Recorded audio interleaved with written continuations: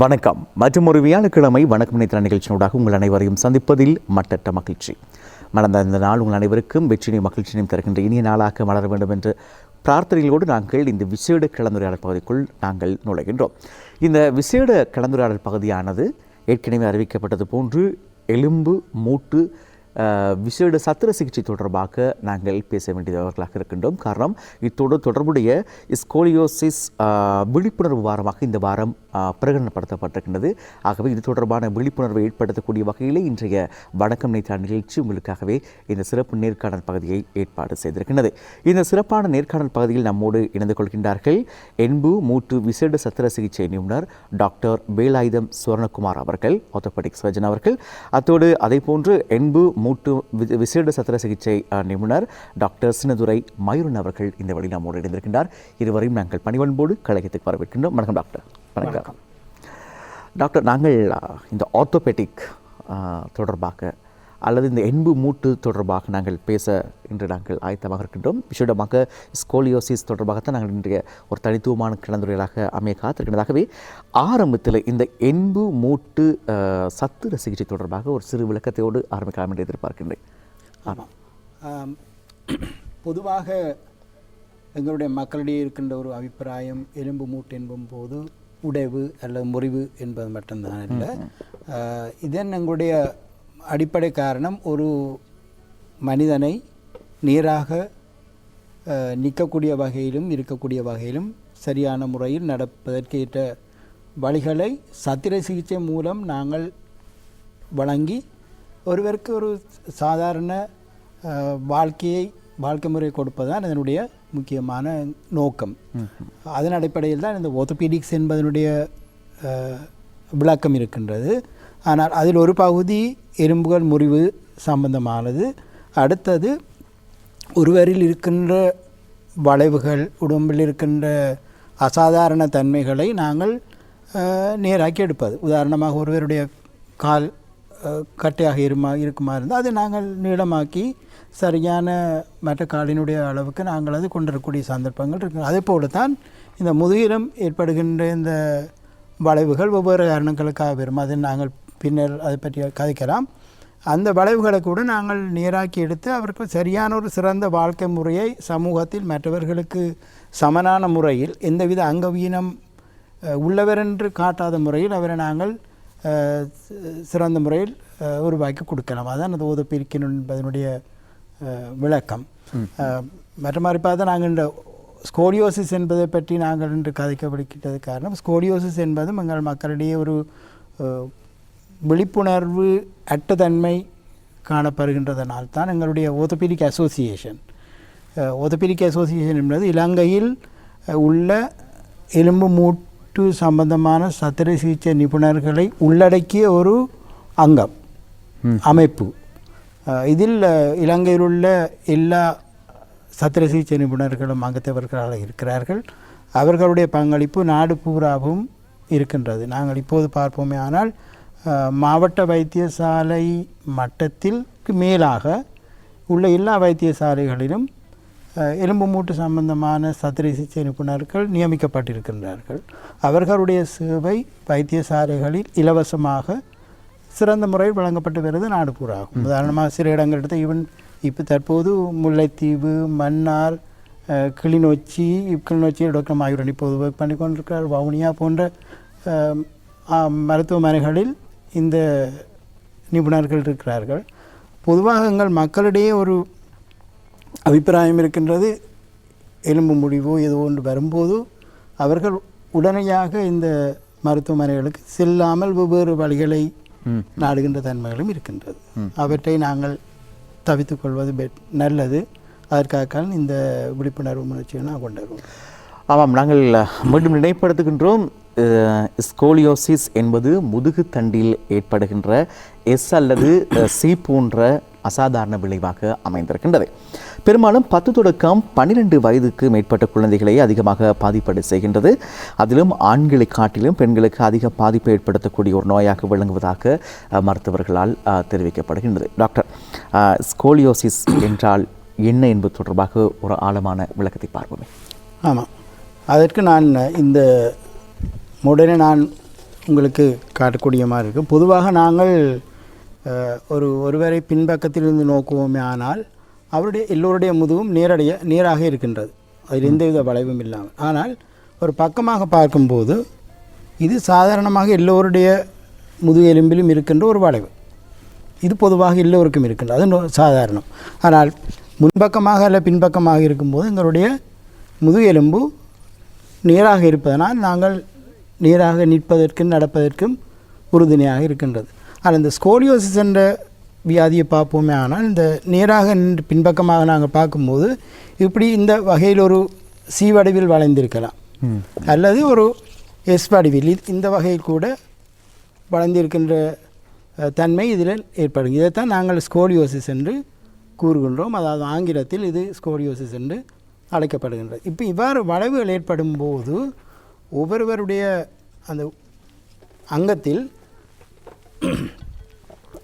அங்கத்திலே சில சமச்சீரற்ற தன்மைகள் உடம்பில் காணப்படும். அது அந்த வளைவு சிறியதாக இருக்கும்போது பெரிதாக வெளிக்காட்டப்படுவதில்லை. ஆனால் அந்த வளைவின் தன்மை அதிகரித்து கொண்டு போகும்போது தான் அது வெளிக்காட்டப்படுவதுனா அந்த நேரத்தில் தான் இவர்கள் அவதானித்து விட்டு பிறகு மருத்துவ அறிகுறிகளுக்கு ஆலோசனைகளுக்கு வருவார்கள்.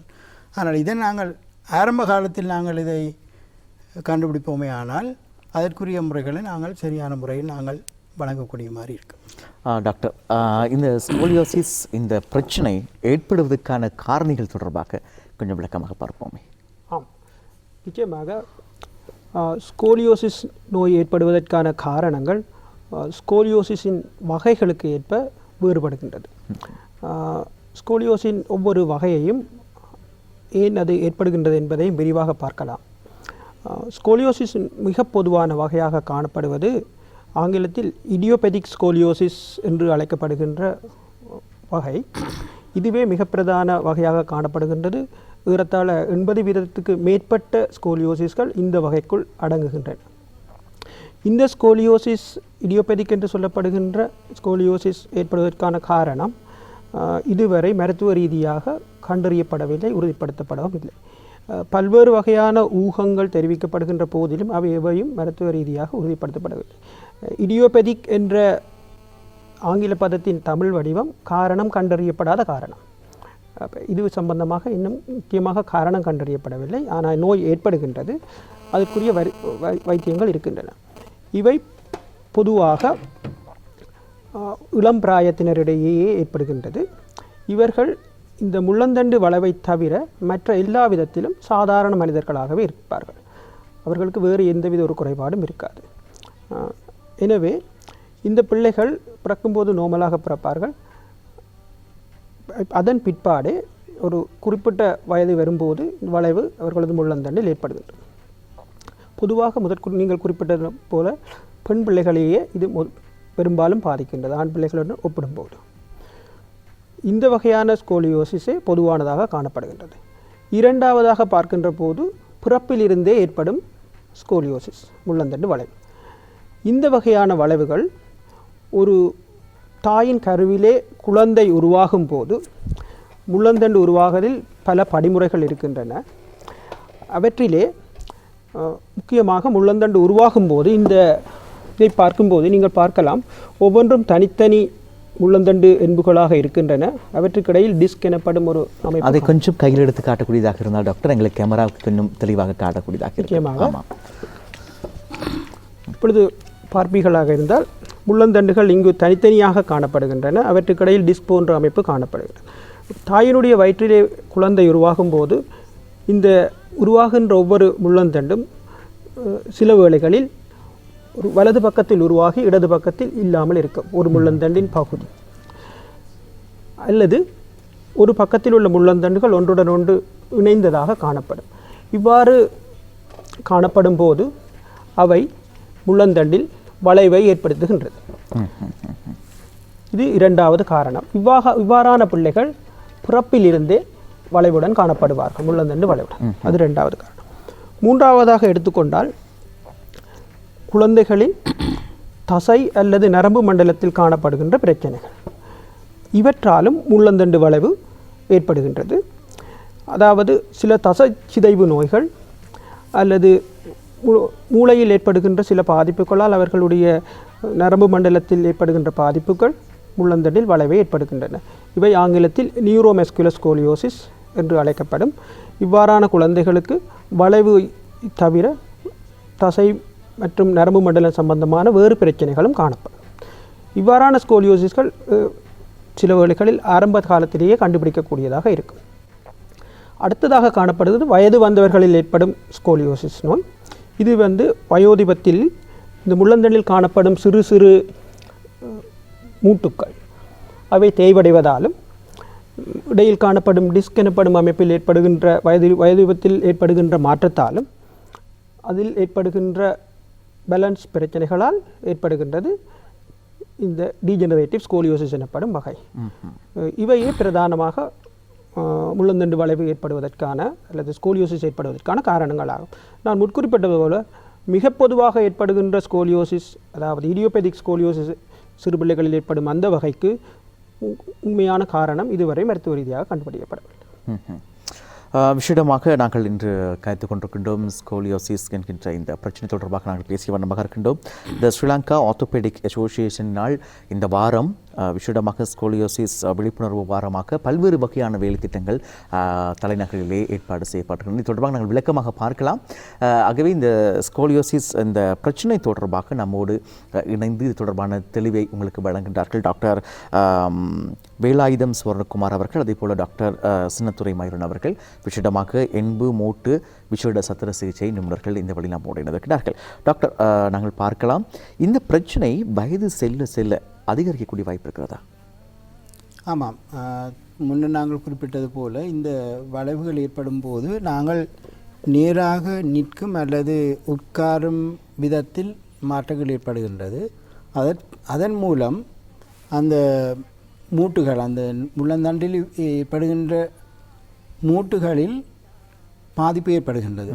ஏனென்றால் நாங்கள் சரியாக நேராக நிற்கும்போது இரண்டு பக்கத்திற்கும் சமனான முறையில் பாரம் தாங்குகிற தன்மை இருக்கும். ஆனால் ஒரு பக்கம் வளைந்திருக்கும் போது ஒரு பகுதியில் கூடுதலான, ஒரு பக்கத்தில் இருக்கின்ற மூட்டுகளில் கூடுதலான அளவு பாதிப்பு ஏற்படுவதனால் அந்த மூட்டு, நாங்கள் பொதுவாக எங்களுக்கு தெரியும் முழங்காலில் இடுப்பில் ஆர்த்ரைட்டிஸ் என்ற நோய் ஏற்படுகின்றது. அதே போல் இந்த முதுகெலும்பிலும் ஆர்த்ரைட்டிஸ் என்ற பிரச்சனை தொடங்கலாம். அது தொடங்கும் போது அசாதாரணமான முறையில் முதுகு வலி போன்றவை ஏற்படும். அதன் விளைவாக இந்த மூட்டு தேய்வதன் மூலம் அந்த உங்களுக்கு தெரியும், இந்த முள்ளந்தண்டிலிருந்து நரம்புகள் முழுவதும் எங்களுடைய கால்களுக்கும் கீழ்ப்பகுதியில் உள்ள அங்கங்களுக்கும் செல்கின்றது. அந்த நரம்புகளை இந்த எலும்பில் ஏற்படுகின்ற மாற்றங்கள்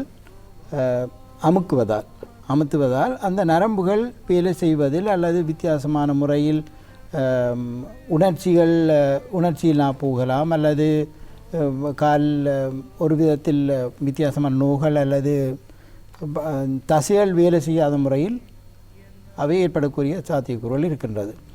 சில வேளைகள் அந்த வளைவு மிகவும் அதிகமான போனால் சில வேளையில் எங்களுக்கு சிறுநீர் கழிப்பது கூட அல்லது மலம் கழிப்பதில் கூட சிக்கல்கள் ஏற்படக்கூடிய நிலைமை ஏற்படலாம், அந்த வளைவு அதிகமாக ஏற்படும் போது. டாக்டர், இதனுடைய அறிகுறிகள் பற்றி கொஞ்சம் பகிர்ந்து கொள்வோமே. எத்தகைய அறிகுறிகள் இங்கே தென்படும்? அறிகுறிகள் என்று பார்க்கும்போது சாதாரணமாக முதலாவதாக அந்த பொதுவாக காணப்படும் இடியோபெதிக் ஸ்கோலியோசிஸ் என்பதை கண்டுபிடிக்கின்றது அறிகுறிகளை சொல்லுகின்றேன்.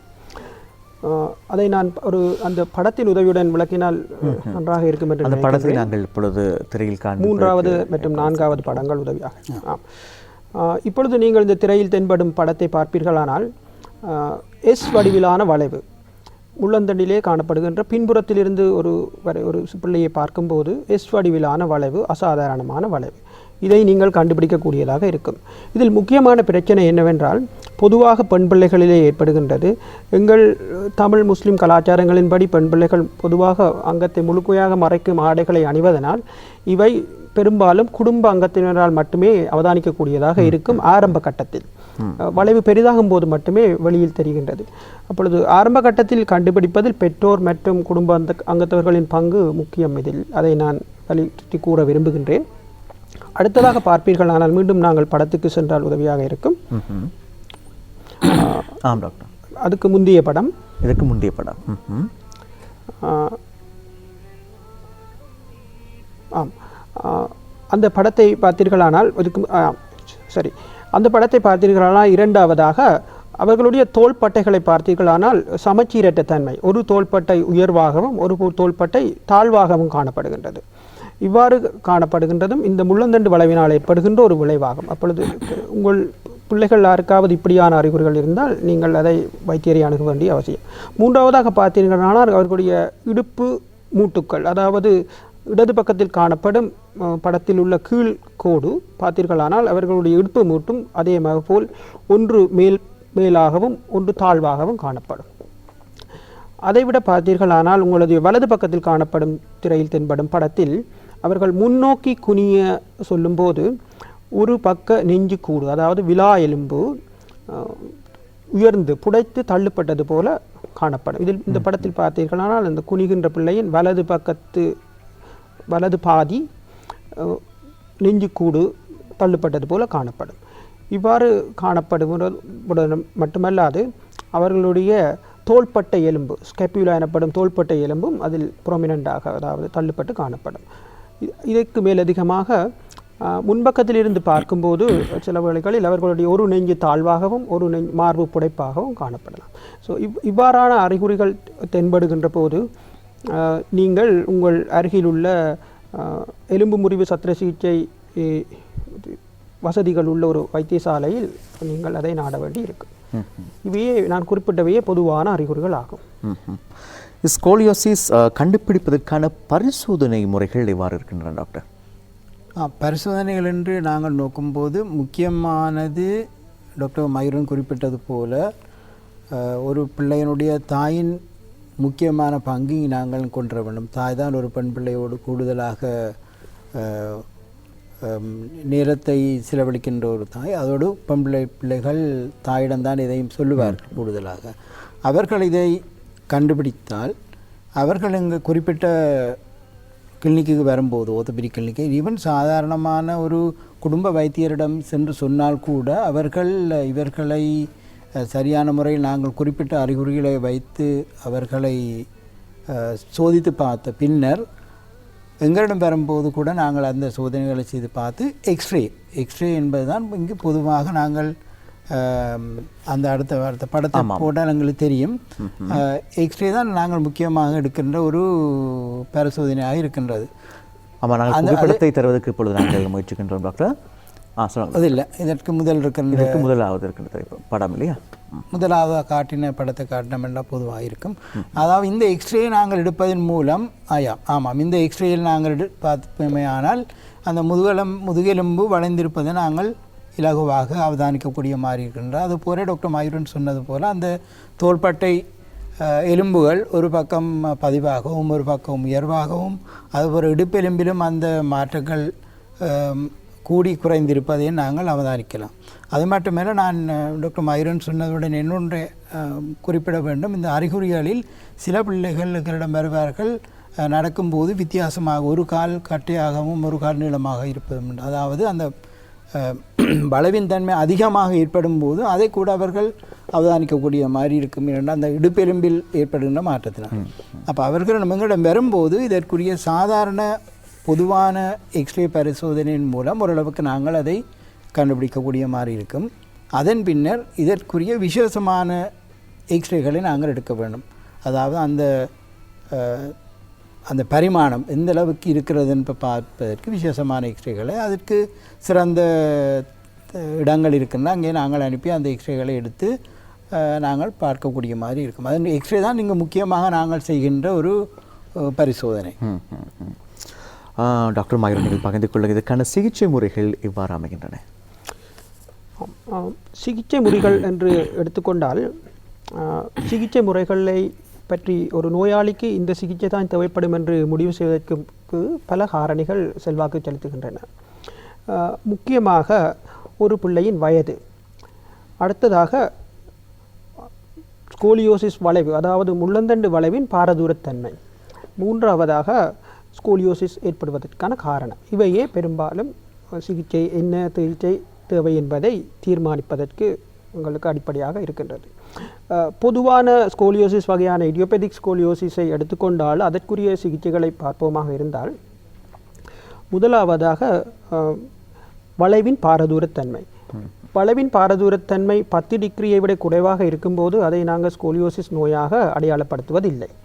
ஒரு நோயாளியின் வளைவு 10 தொடக்கம் 20 டிகிரி இருக்கும்போது, 20 பாகை வரையில் இருக்கும்போது, அந்த நோயாளி, இந்த படத்தில் பார்த்தீர்களானால் அந்த வளைவு எவ்வாறு அளக்கப்படுகிறது என்பது காட்டப்படுகிறது. இதில் காட்டப்படுகின்ற வளைவு 10 பாகைக்கு மேல் இருக்கும்போதே ஸ்கோலியோசிஸாக வரைவிலக்கணப்படுத்தப்படுகின்றது.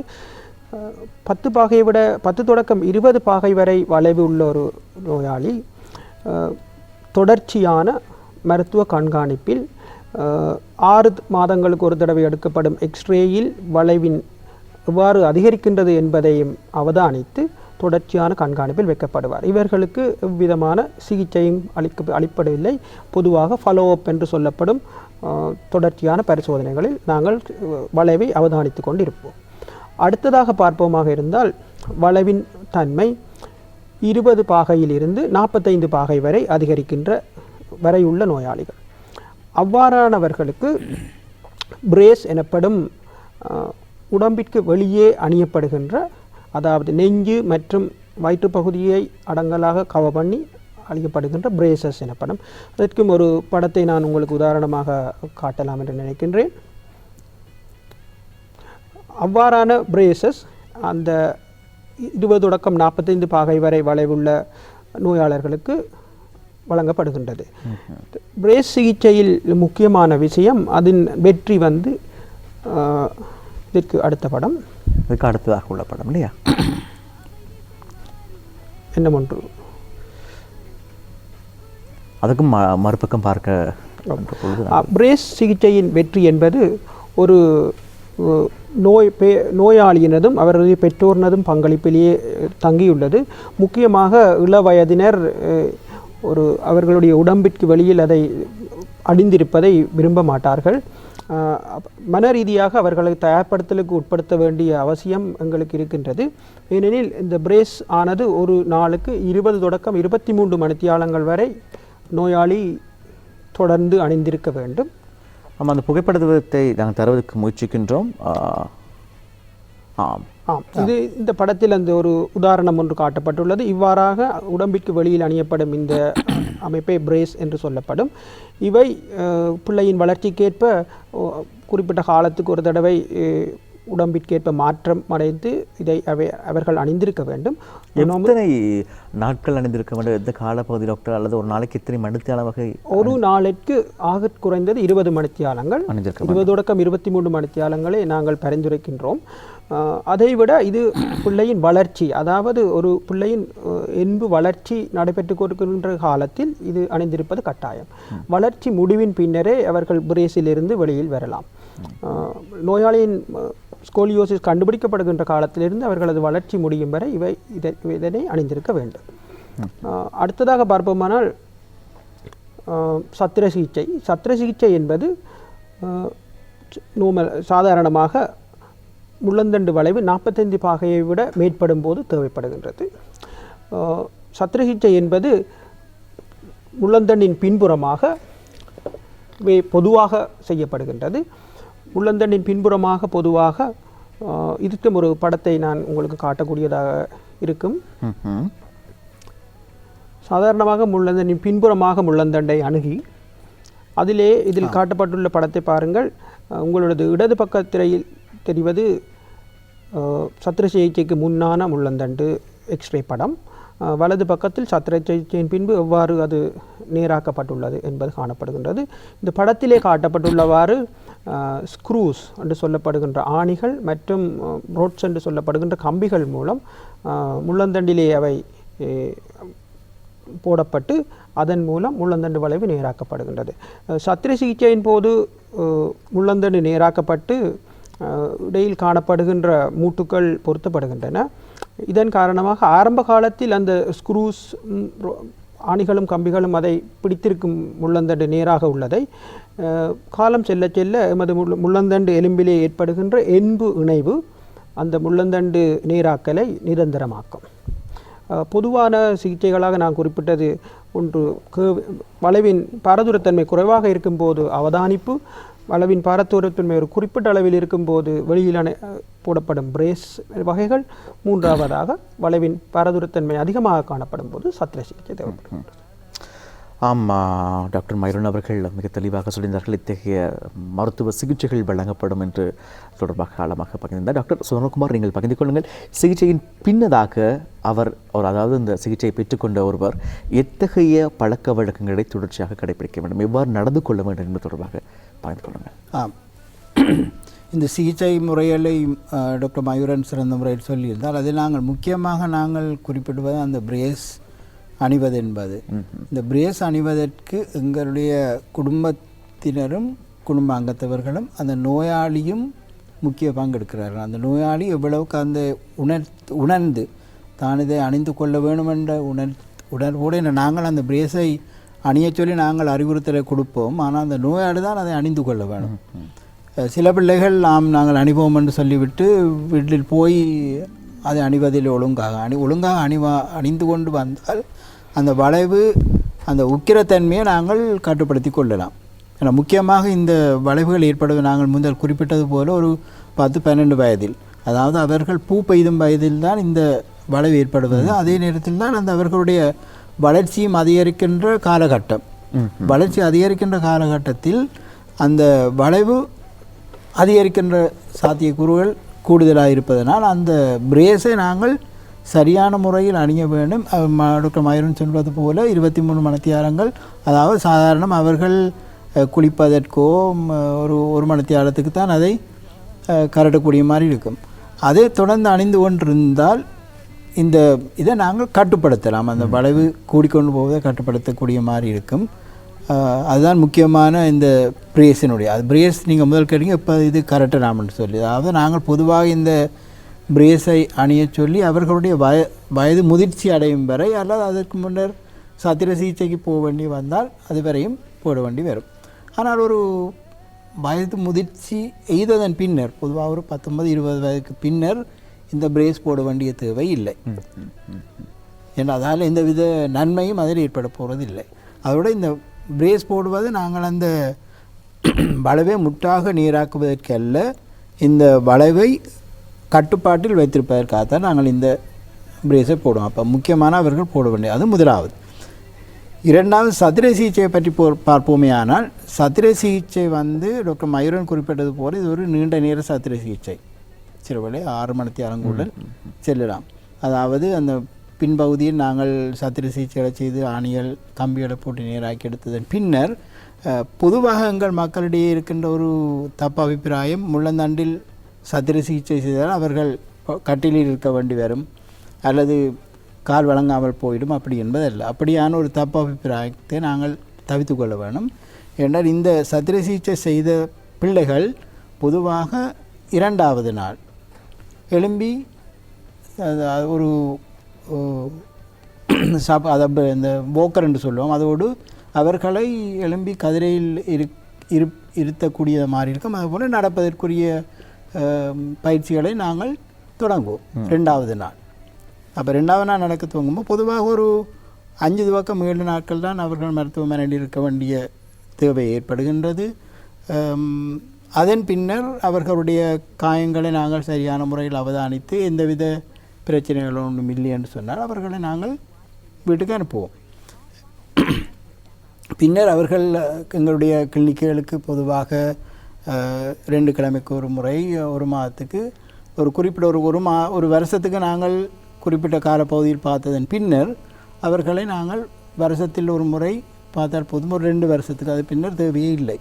ஏன்னு சொன்னால் அவர்களுக்கு மயூரம் குறிப்பிட்டது போல் எங்களுடைய அந்த ஆணிகள் கம்பிகள் போட்டு அந்த எலும்பை பொருத்தும் போது அது இயற்கையாக அந்த எலும்பு பொருத்தப்படும் வரையில் தான் அந்த ஆணிகள் கம்பிகளினுடைய தொழிற்பாடு இருக்கின்றது. அதன் பின்னர் அதன் தொழிற்பாடு ஒன்றும் இல்லை.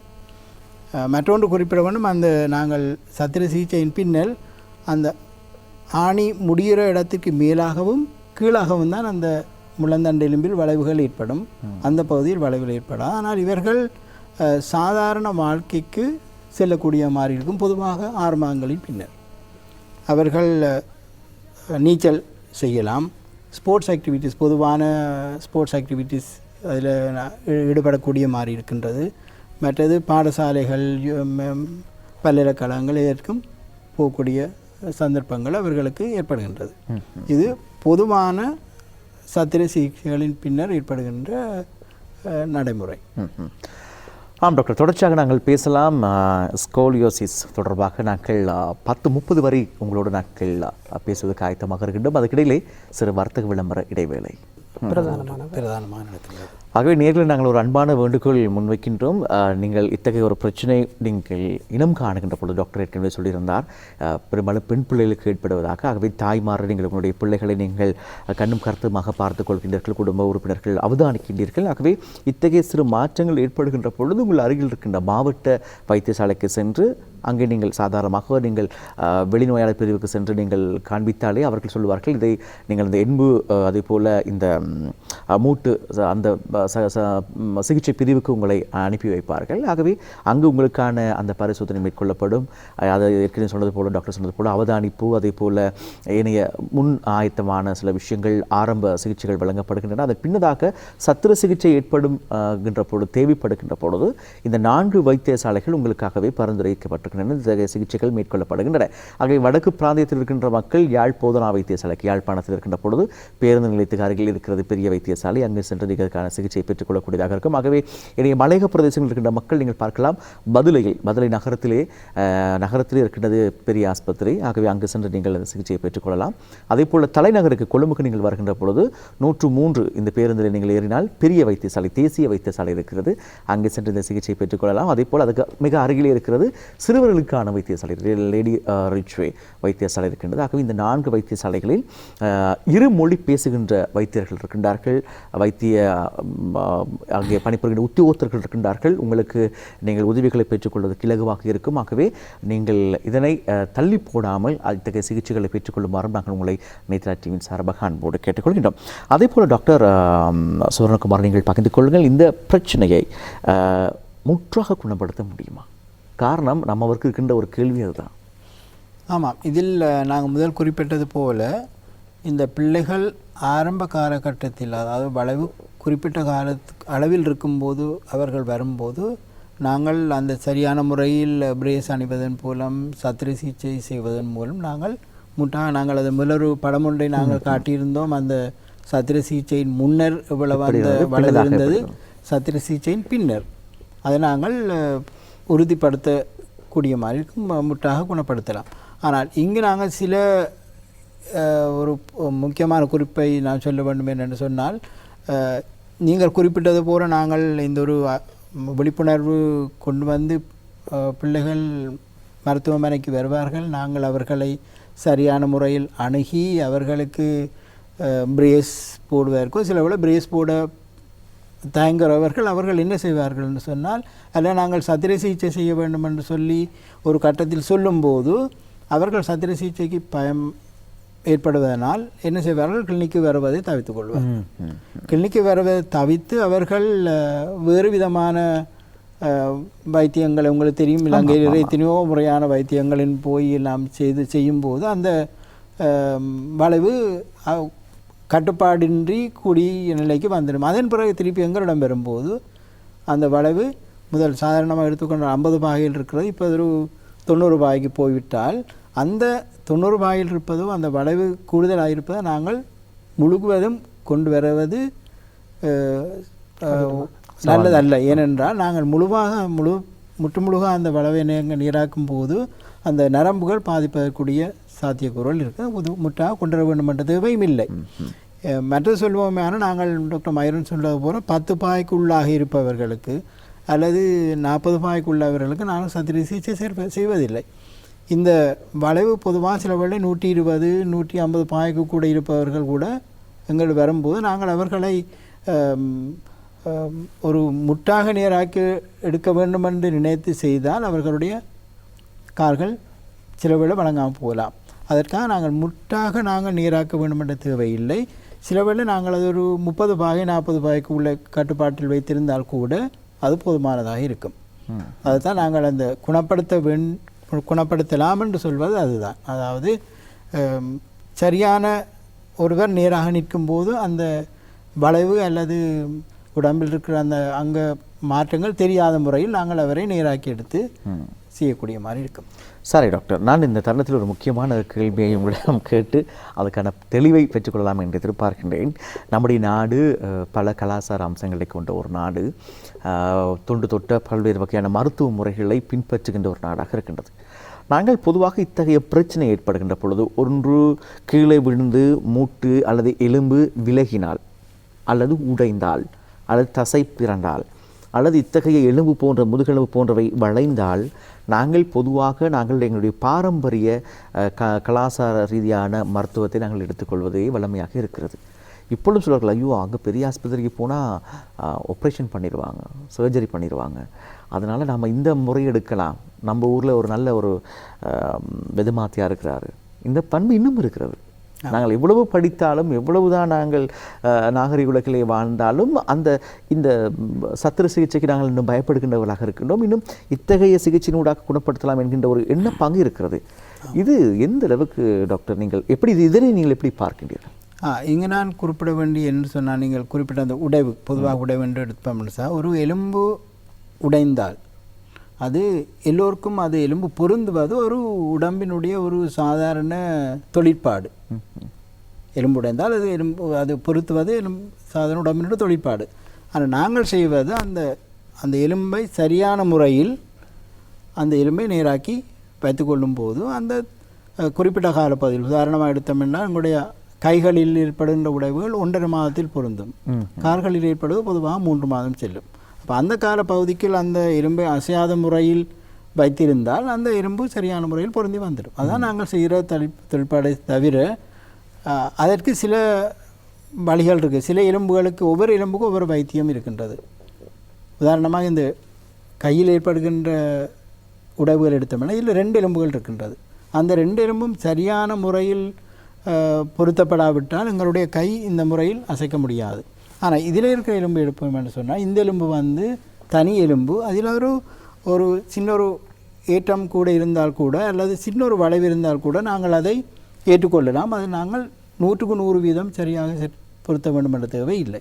அதற்கு நாங்கள் சில வேளை நாங்கள் பிளாஸ்டரும் போட்டு நாங்கள் குணப்படுத்தலாம். ஆனால் ஒவ்வொரு எலும்புக்கும் ஒவ்வொரு வைத்தியம் இருக்கின்ற. ஆனால் அதை விட மூட்டுகளில் உள்ளாக ஏற்படுகின்ற உடைவுகள் கட்டாயம் சத்திர சிகிச்சை செய்யத்தான் வேண்டும். அதோடு நாங்கள் மக்கள் விளங்கிக் கொள்ள வேண்டும், நாங்கள் இங்கு செய்யும் முறைகள் சர்வ ரீதியாக நிரூபிக்கப்பட்ட முறைகளைத்தான் எங்களுடைய ஓர்த்தோபீடிக் சர்ஜன்ஸ் நாங்கள் செய்கின்றோம். அதில் நாங்கள் வேறுபட்டு இல்லை.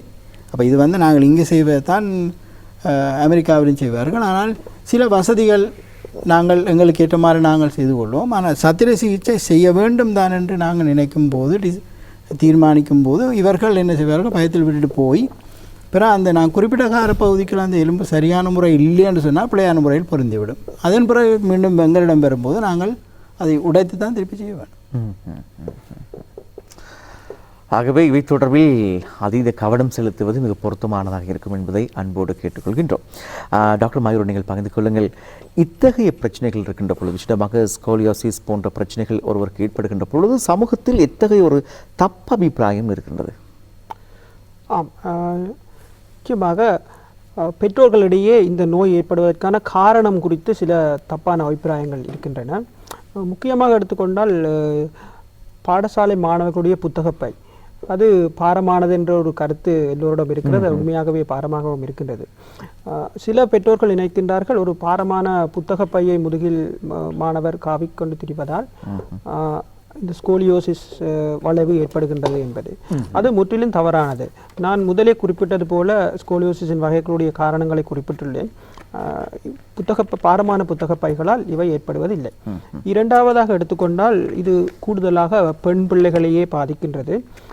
பெண் பிள்ளைகளை இது பாதிக்கும் போது பெற்றோர் மற்றும் அந்த பிள்ளைகளிடையே சில சந்தேகங்கள் இருக்கின்றன. பிற்காலத்தில் குடும்ப வாழ்வில் அல்லது குழந்தை பேற்றில் இவை பாதிப்பு செலுத்தலாம் என்று. நிச்சயமாக எடுத்துக்கொண்டால் ஒரு வளைவு கட்டுப்பாட்டில் இருக்கும்போது அல்லது ஒரு சத்திர சிகிச்சை மூலம் நேராக்கப்பட்ட பின்னர் அவர்கள் ஒரு சாதாரண மனிதரைப் போலவே பெரும்பாலான நடவடிக்கைகளை மேற்கொள்ள முடியும். சில சமயங்களில் அவர்களது குழந்தை பேற்றில் வித்தியாசமான அணுகுமுறைகளை கடைபிடிக்க வேண்டி இருக்கும். ஆனால் அவர்கள் சாதாரண மனிதர்கள் போல எல்லாவற்றையும் பெற்றுக்கொள்ள முடியும். மூன்றாவதாக உள்ள சந்தேகம் என்று சொன்னால் நான் அதை தெளிவுபடுத்திவிட்டேன் என்று நினைக்கின்றேன். இலங்கையில் இதுக்குரிய சத்திர சிகிச்சை வசதிகளோ அல்லது சிகிச்சை வசதிகள் இருக்கின்றனவா என்பது நான் முதலில் தெளிவுபடுத்திய போல அது நிச்சயமாக இருக்கின்றது. அவை நிபுணத்துவம் வாய்ந்த வைத்தியர் குழாம் மற்றும் சத்திர சிகிச்சை குழாமினூடாக மேற்கொள்ளப்படுகின்றது என்பது இவையே பொதுவாக காணப்படுகின்ற பிரச்சனைகள் ஆகும். மற்றும் மேலும் குறிப்பிட வேண்டுமென்றால் இதுக்குரிய சத்திர சிகிச்சை முறைகள் இங்கு இல்லை என்று நினைத்து சில குழுக்கள் மக்களை தவறாக வழிநடத்தி வெளிநாடுகளுக்கு அதிக பணம் செலவழித்து சிகிச்சை பெற அனுப்பி வைக்கப்படுகிறதும் நடக்கின்றது. இந்த நிகழ்ச்சி மூலம் நீங்கள் இந்த தெளிவுபடுத்தலை பெற்றபடியால் அவை எதிர்காலத்தில் தவிர்க்கக்கூடியதாக இருக்கும் என்றும் நினைக்கின்றேன். மற்றது நான் ஒன்று குறிப்பிட வேண்டும், இந்த சத்திர சிகிச்சையின் பின்னர் ஈவன் வெளிநாடுகள் கூட சத்திர சிகிச்சை வந்த பின்னர் அவர்களுடைய ஃபாலோஅப் என்ன செய்வதென்ற ஒரு முக்கியமான பிரச்சனை. நாங்கள் ஒரு முறை சத்திர சிகிச்சை செய்த பின்னர் நாங்கள் ஒரு குறிப்பிட்ட காலப்பகுதியில் அவர்களை நாங்கள் கிளினிக்கு அழைத்து நாங்கள் பார்க்க வேண்டும். அப்போ அது எங்களுடைய நாட்டில் செய்யும்போது அதற்குரிய தொடர்ச்சியான கண்காணிப்பு எங்களுடைய இருக்கின்ற. மற்ற இன்னொன்று குறிப்பிட வேண்டும், ஒரு குடும்பத்தில் இருக்கின்ற ஒரு பெண் பிள்ளை இருந்தால் அவருடைய சகோதரிக்கு சில வேளை இது மாதிரி இருக்கக்கூடிய சாத்தியக்கூறுகள் இருக்கின்றன. அதையும் நீங்கள் அந்த தாய்மார குடும்ப அங்கத்தவர்கள் அவதானித்து கொள்ள வேண்டும். அப்படி இருந்தால் சில பிள்ளைகள் அப்படி வருவார்கள். ஒரு பிள்ளை முக்கியமான வளைவோடு வரும்போது அடுத்த பிள்ளை பார்க்கும்போது அவர்களுக்கும் இருக்கிற சாத்தியக்கூறுகள் இருக்கிறது. ஆகவே மிகவும் தரமான வைத்தியர்கள், அனுபவமிக்க வைத்தியர்கள் நம் நாட்டில் இருக்கின்றார்கள். தரமான வைத்திய முறைகள் நம் நாட்டில் இருக்கின்றன. ஆகவே நம்பிக்கையோடு இத்தகைய பிரச்சனை இருக்கின்ற பொழுது நாங்கள் ஏற்கனவே குறிப்பிட்ட 4 வைத்தியசாலைகள், யாழ் போதனா வைத்தியசாலை மற்றும் பதுளை போதனா வைத்தியசாலை, கொழும்பு தேசிய வைத்தியசாலை மற்றும் சிறுவர் வைத்தியசாலை, லேடி ரிச் வைத்தியசாலையில் சென்று இதற்கான அறுவை சிகிச்சைகளை நீங்கள் பெற்றுக்கொள்ள முடியும் என்பதை நாங்கள் உறுதியாக தெளிவுபடுத்துகின்றோம். அதேபோல் டாக்டர், எதிர்வருகின்ற 23ஆம் தேதி ஒரு விழிப்புணர்வு நடை பவனி இடம்பெறவிருக்கின்றது. 7 மணிக்கு, காலை 7 மணிக்கு. இது தொடர்பாக சுருக்கமாக பகிர்ந்து கொள்ளுங்கள். ஆமாம், இது நாங்கள் இந்த நடைபவனியை எங்களுடைய ஸ்ரீலங்கா ஓர்த்தோபீடிக் அசோசியேஷன் ஊடாக நாங்கள் இதை ஒழுங்குபடுத்தியிருக்கிறோம். இது முக்கியமாக எங்களுடைய மக்களுக்கு ஒரு விழிப்புணர்ச்சியை ஏற்படுத்துவதற்காகவே இந்த நடைபவனி ஒழுங்கு செய்யப்பட்டுள்ளது. இதில் யாரும் பங்கு பெற்றலாம். விருப்பமானவர்கள் நீங்கள் பங்கு பற்றி எங்களுடைய ஸ்கோலியோசிஸ் சம்பந்தமான விழிப்புணர்வை எல்லோருக்கும் கொண்டு வருவதற்காகவே இந்த நடைபவனி தயார் செய்யப்பட்டுள்ளது. இது காலை 7 மணிக்கு லேடி ரிஜ்வே வைத்தியசாலை, அதாவது சிறுவர் வைத்தியசாலையின் முன்னால் ஆரம்பித்து சுதந்திர சதுக்கம் வரை இந்த நடைபவனி ஏற்பாடு செய்யப்பட்டுள்ளது. இதில் யாரும் நீங்கள் பங்கு பெற்றலாம். அதை நாங்கள் பொதுவான அறிவித்தலாக நாங்கள் விடுக்கின்றோம். யாரும் பெறலாம் நிச்சயமாக. ஆகவே எதிர்வருகின்ற 23ஆம் தேதி காலை 7 மணிக்கு சிறுவர் வைத்தியசாலையின் முன்பதாக இருந்து ஆரம்பிக்கப்படுகின்ற இந்த நடைப்பவனியில் நீங்களும் ஈடுமாக இருக்கின்றால் கலந்து கொண்டு இந்த நடைப்பவனியை மேலும் ஊக்குவிக்குமாறு, இது தொடர்பான ஸ்கோலியோசிஸ் நோய் தொடர்பாக நீங்கள் மக்களுக்கு தெளிவூட்டக்கூடிய வகையில் உங்களுடைய பங்களிப்பை செய்ய முடியும் என்பதை மக்கள் அன்போடு கேட்டுக்கொள்கின்றோம். இந்த நிகழ்ச்சியை பார்த்து கொண்டிருக்கின்ற உறவுகள், இது எங்கோ யாருக்கோ நடக்கின்ற ஒரு விடயம் என்று எண்ணிவிடாமல், இது நம்முடைய சமூகத்தில் யாரோ ஒருவருக்கு இருக்கின்ற பிரச்சனை என்பதை உணர்ந்து இந்த விடயம் தொடர்பாக நீங்கள் இந்த நிகழ்ச்சியினூடாக பார்த்தவற்றை பகிர்ந்து கொள்ளுங்கள். அல்லது நாங்கள் எங்களுடைய யூடியூப் வலைத்தளத்தினூடாக இதனை நாங்கள் பதிவேற்றம் செய்கின்ற பொழுது அதனை உங்களுடைய சமூக வலைத்தளங்களூடாக நீங்கள் அதனை பகிர்ந்து கொள்ளுங்கள். இது தேவைப்படுகின்றவர்களுக்கு ஒரு பொக்கிசமான ஒரு கலந்துரையாடலாக அமையும். ஆகவே ஸ்கோலியோசிஸ் போன்ற இந்த பிரச்சனையிலிருந்து எம்பவர்களை மீட்டெடுப்பதற்கு நீங்கள் செய்கின்ற ஒரு சிறந்த ஒரு காரியமாக அமையும் என்பதை நாங்கள் நினைவுபடுத்தி நாங்கள் இந்த அளவோடு இந்த பகுதியை நாங்கள் நிறைவு செய்கின்றோம். இந்த தினம் நம்மோடு இணைந்து கொண்டார்கள் 2 ஆர்த்தோபெடிக் சர்ஜன்கள். இருவர் அவர்களுக்கு நாங்கள் நன்றிகளை கூற கடமைப்பட்டிருக்கின்றோம். விசேடமாக இந்த வேலைப்பளவுக்கு மத்தியிலும் நம்மோடு இந்த ஸ்கோலியோசிஸ் விழிப்புணர்வு வாரம் தொடர்பாக, இந்த நோய் தொடர்பாக பகிர்ந்து கொண்டார்கள் எலும்பு மூட்டு விசேட சத்திர சிகிச்சை நிபுணர் டாக்டர் வேலாயுதம் சுவர்ணகுமார் அவர்கள். அதே போன்று டாக்டர் சின்னதுரை மயூரன் ஆகிய 2 வைத்திய நிபுணர்கள் நம்மோடு இன்றைய தினம் இணைந்து கொண்டார்கள். இருவருக்கும் நேத்ரா டிவியின் சார்பாக உளமான நன்றிகளை தெரிவிக்கின்றோம். நன்றி டாக்டர். நன்றி. இதனோடு இன்றைய வியாழக்கிழமை வணக்கம் நேத்ரான் நிகழ்ச்சி நிறைவுக்கு வருகின்றது. இதுவரை இடம்பெற்ற பகுதிகள் உங்களுக்கு நிறைய பலன்களை தந்திருக்கும் என்ற நம்பிக்கையோடு உங்களிடமிருந்து நாங்கள் விடைபெறுகின்றோம். இன்றைய நிகழ்ச்சியின் தயாரிப்பாளர் கேசவன் மற்றும் தயாரிப்பு பணிகளில் இணைந்து கொண்ட சசிகாந்த் மற்றும் சஜா ஆகியோருக்கும் நன்றிகளை கூறி இன்றைய நிகழ்ச்சிக்கான செட், மேக்கப், கேமரா மற்றும் டெக்னிக்கல் உதவிகள் புரிந்த அனைத்து உத்தியோகஸ்தர்களுக்கும் நன்றிகள் கூறி விடைபெற்று செல்லும் நான் மைக்கேல் மரியஜெயமன். நன்றி, வணக்கம்.